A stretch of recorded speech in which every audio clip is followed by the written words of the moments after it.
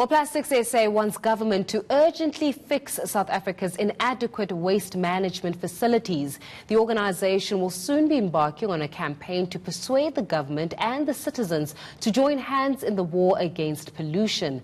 Plastics SA's Anton Hanekom joins me now for this conversation. Anton, thanks for joining us on Newsnight this evening. Good evening, Faith, and thank you for the opportunity. I just immediately, when I saw some of the statements that you wrote around plastics and saying that, I'll read one, you said that, calling a ban to plastic products is a simplistic response to a complex problem. I still thought, oh my gosh, there you go, opening up a can of worms, and you're going to have all those individuals that are waging war against plastics on you shortly after this interview. But why is it? Why is it that it's a complex problem and we're simply looking at it from a simplistic manner? It sounds like a knee-jerk reaction and a very emotional response. It seems like everybody wants to say anything is good, any is alternative as long as it's not plastic. And that's not really the solution for what we're looking for at the moment. We really need to have a rational discussion around what's the problem. Well, we know the problem is plastic waste in the environment, but how do we solve it? How do we prevent it from getting into the waste stream? And I think that's where we need to start the discussion, and not just starting with let's ban that, because I don't think that is the right approach that we need to follow at this point of time. Well, right now you would see in retails, especially, I'm going to bring it right down to our viewers right now. We've got straws, right? Typical example, plastic straws. Huge ban has been called on plastics. Well, restaurants are being encouraged to, forgo the plastic straw in response to taking in, I think, the paper straws that we have it, right? People are coming out saying that it's more environmentally friendly. In fact, it's great, and the plastics won't be thrown into our oceans, and the fish will survive, etc. You're saying that on the other side of it, actually using alternative, ways and methods could actually be more harmful to the environment than if we actually had to continue the utilization of straws. How so? I'm happy you used the example of the straw, and I'll try to work around that to explain the complexity. If you take plastics starts off as a waste product from the petrochemical industry, which in the past was flare. We're now making plastic products from that. It's about 4 times less energy intensive than alternatives. And given the current scenario where we have load shedding again, I think we need the energy. The reason for that is that about 4 to 5 times the weight of plastics are your alternatives to produce the same properties that you have in a plastic product. So by changing the alternatives, you are increasing the energy consumption. You have an increase in the carbon footprint of that product. In the case of paper straws, we have to import that. So we don't have the raw materials locally at this current point. We don't have factories that can have the equipment to produce paper straws in South Africa. So we import those from China to compete with a plastic straw price. And I've seen that there's now steel as well. Well, you can imagine the cost to produce steel in South Africa, and ultimately, how do you, when it comes to the end of life, how do you dispose that? Then how would you dispose of a paper straw? So then you're saying that, and we're just going to use straws for the purpose of this example. A paper straw, in terms of being able to get rid of it, actually uses up more energy as opposed to a plastic straw, and on top of that, the cost of importing such straws then have got a huge, a much broader impact on only the country's economic, dispensation, but also looking at the restaurant business, because now you have to up prices to mitigate the factor that you have to now make these import purchases that you never covered in your basis.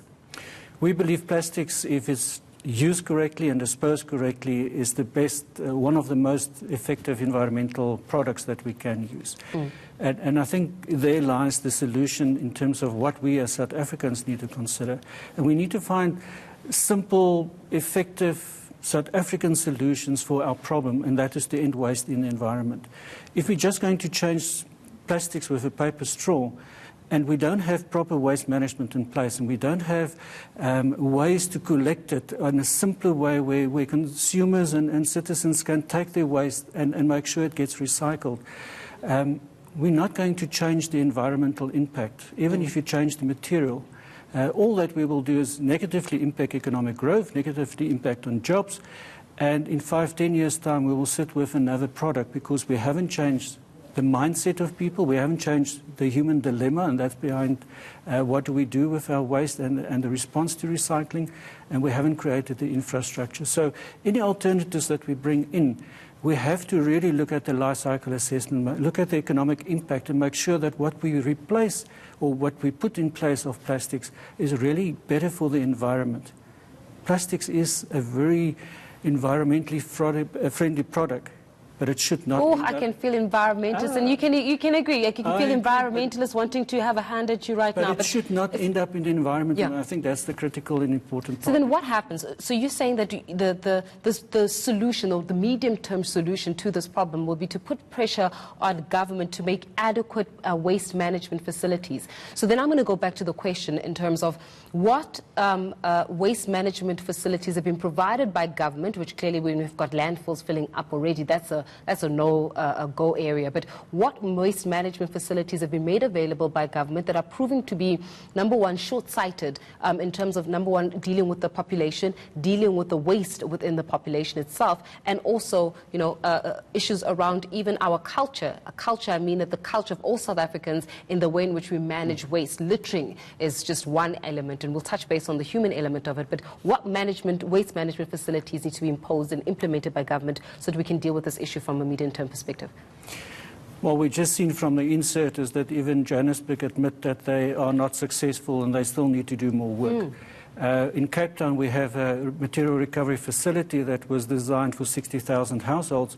It's currently used by 120,000 households, where there is separation in place. Research has shown that 12% of metros doesn't even have waste management in place. So what we have currently is that the mandate for municipalities is to collect the waste and dispose it, to landfill it.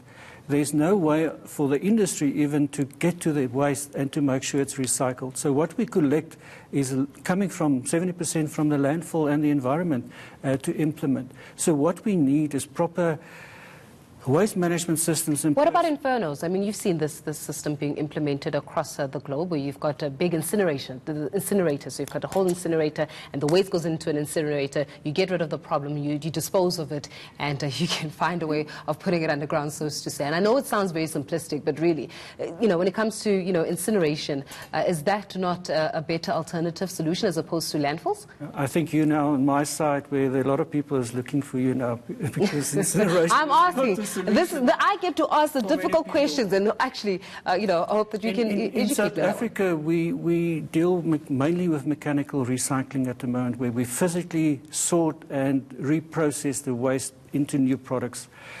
We have pilots around incineration, we have pilots around pyrolysis, where we take the plastic back to its basic building blocks in terms of diesel and waxes and fuels and things like that. But even if the legislation have changed, we're not allowed to put incineration in place in South Africa, because government fears for air pollution and all sorts of other things, although the latest technology is a closed loop. But we would prefer, as South Africans and as South African industry, is that we follow the circular economy and make sure that we bring the material back to be reused as in a new life. So is there policy that allows that to happen, as at this moment in time when you and I are having this conversation? What, the circular economy, to bring it back? Yes. Well, that's the lack at the moment, is we don't have proper infrastructure to collect the waste and to recycle it, or to separate it. If you think about the river catchment areas, how many people, informal settlements, are living next to the river? They have no they have no waste management systems in place. I'm just thinking at the top of my head, the eNCA, so the current state of the eNCA River, just, you know, being close to And where's that coming from? If you follow the Sweden example, within residential areas, within a 300-meter distance, they will have waste collection areas that you can take your waste to. We don't have separation at source. So even on a practical, basic level, we lack those infrastructures. And hence our call for government to urgently fix the infrastructures. I think our municipality is probably not ready to do that in South Africa. And all our municipalities are not ready to do that. And if all our municipalities are not ready to do that, is it because of a lack of planning, number one, for the population in this country, but number two, of an understanding that waste is an ongoing problem and waste needs to go somewhere? So why do we not have the adequate infrastructure? It's 2019. We cannot be having conversations like it's 1992. Urbanization is around 67% and it's growing in South Africa. So yes, we have not made provision in terms of infrastructure for what we need to do. My example of we doubled a material recovery facility in Cape Town based on that. And that's one of the few examples of a proper waste management system that's working in South Africa. So we really need to get back to those basics, but we need to find the time to have the tough discussions, talk about the specific products, and then develop systems around that. Okay, tell me about this. If you're saying and if you're proposing that, okay, maybe not, we'll shelve the issue around incineration, even though there is a loop that allows, for that to be actually effectively and adequately implemented. Let's take it from the part where we're returning the actual products into their original form, right, in wax and diesel, etc. Are you saying that perhaps there are not enough skilled individuals? Because it does not make sense to me. Why is it that if we're having a current situation, which I'm sure in your position you appreciate that it's a ticking time bomb really when it comes to issues around waste management, why is it that we do not have these conversations at a more robust level? Is it because, number one, we're inadequately skilled? And I'm not even talking about people here. I'm talking right at the top level, that we do not have the people that are skilled enough or that have got enough foresight to be able to look at this country and to look at the city of Johannesburg and say in 10 years' time we're going to be sitting on a lot of waste if we do not get ourselves right, and they do not have the foresight nor the skills to actually be able to have those difficult conversations with the necessary strategies for implementation. Maybe let me just step one step back and I'll come back to your question. South Africa, mechanical recycling is amongst the top in the world. We managed to recycle more than even countries in Europe. So we do have the skills from a recycling context. I think where we lack it is there's a lot of lack of knowledge on very senior levels as well. I don't think we always know how to tackle it, and it's easier to address the symptoms, plastic products, instead of dealing with the root cause, which is the management systems. That's why Plastics SA, we're working very closely with the Consumer Goods Council in South Africa to create the South African initiative to end plastic waste. And that needs to be a collaborative forum where we call in all the role players within a bigger value chain, including government and the consumers, to have this robust discussion. Because we often shy away, and it's simpler to ban a product or replace it with something else than to deal with the issues. The issues is we're not ready in South Africa to really implement separation at source or waste management structures. It's been on the agenda for many years already. But it's not happening. The industry have submitted last year in September a paper and packaging industry waste management plan with a whole paper and packaging industry waste streams. We called for an industry-managed model. Our fear is this government will go to a government-managed model, which means it's a tax again. And then the same with the plastic bag levy, that money will disappear in the fiscus, and it's not ring-fenced, and it will not come back to the industry to deal with the issues that we have on the table. Sure. But it needs to be a collaboration. It's not something industry can solve on its own. We need government's involvement. We need the normals, the consumer. Well, the consumer who's not going to litter. I think that's the biggest problem. The consumer's not going to throw it out. The consumer's not going to put it in the river. The consumer is actually going to take it and put it in a separate, and actually have formulate your own recycling mechanism at home: paper, plastic, and cans. You don't even have to go that far. We need two things: organic and everything else that's recyclable into one can. We want to complicate it with bioplastics and all sorts of other things and compostables. Maybe let's just get the basics in place and get two systems. Very simple. It's separately collected. We create jobs by having it sorted, the recyclables, into the various streams, and through that we will clean up the environment. But we need to think differently around waste and our responsibility around that. It's a valuable product. it maintains the calorific value, it can be reused over and over again, but we need to bring it back. If it's in the environment, it is a disaster. Well, Anton, it's certainly a conversation that is a very sobering one. So thanks a lot for joining us on Newsnight this evening.